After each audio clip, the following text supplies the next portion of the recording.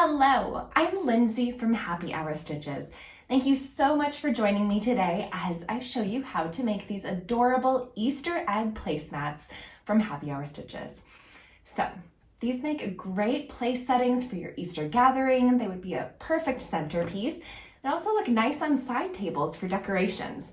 And if you use a really fun spring backing fabric, they become reversible so you can display them all season long. So let's dive in. For this project, you will need 6 2.5 by 16-inch strips of one color and 5 2.5 by 16-inch strips of a second color. You'll also need some sort of marking tool, the egg template, it's big, that you can find in the download, and then batting, binding fabric, and we love to use a hair marker for our quilting lines. So let's get started.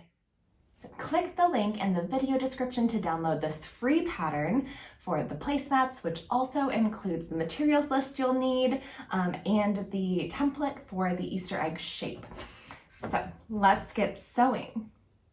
Next, you're going to lay out all of your strips of fabric, alternating colors, all in a row. Then we're going to take these strips over to our sewing machine and sew them all together with a 1/4 inch seam.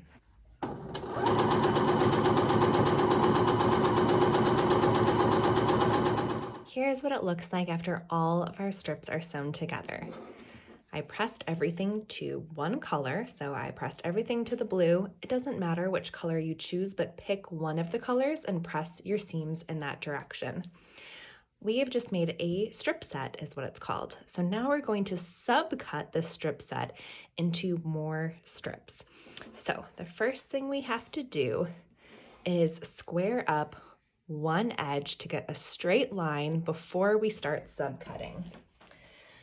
So I'm going to lay down my ruler, and I want to make sure the lines on my ruler are aligning with the strips, the seams, so that everything is nice and even and we're not going diagonal on our cuts. I'm just going to trim to get a straight edge. Perfect. Now I'm going to turn it around so that I can cut from the straight side. Okay, and we're cutting in 2.5 inch wide segments. So I'm aligning my 2.5 inch line on my ruler with the edge and trimming.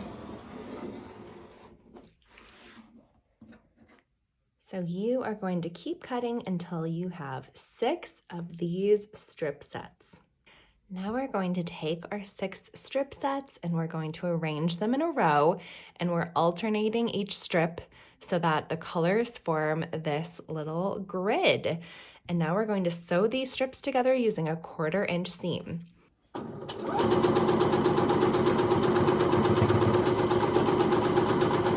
Now it's time for quilting. So we're going to take our backing fabric and lay it right side down.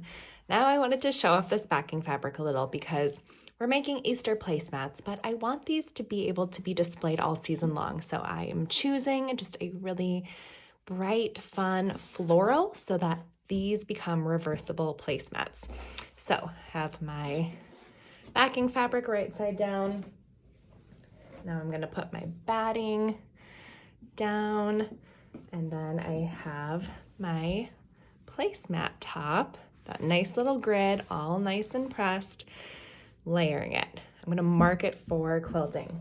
So I am going to mark diagonally through all of the yellow squares on mine in both directions. And the easiest way to do this is to use a hair marker and your ruler to mark those lines. So it's so easy. I will just align my ruler with the diagonal lines of these yellow squares. And then I'm going to use my hair marker to just mark along the ruler. And you can see it leaves a nice little crease line, and I will follow that as my guide when I'm sewing. So I'm going to just continue to mark all my lines and then take this over to my sewing machine for quilting.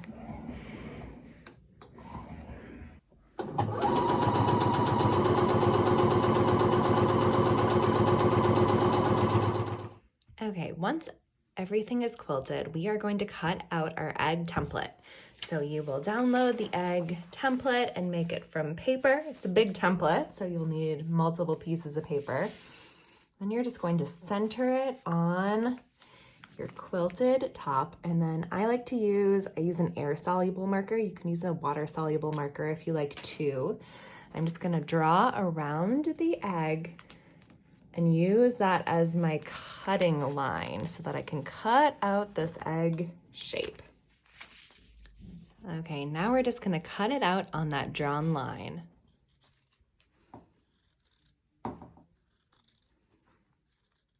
Once we have our placemat cut out, we are going to bind it. So you need about 50 inches of bias binding. And if you don't know what bias binding is, it is binding in which you cut the strips at a 45-degree angle.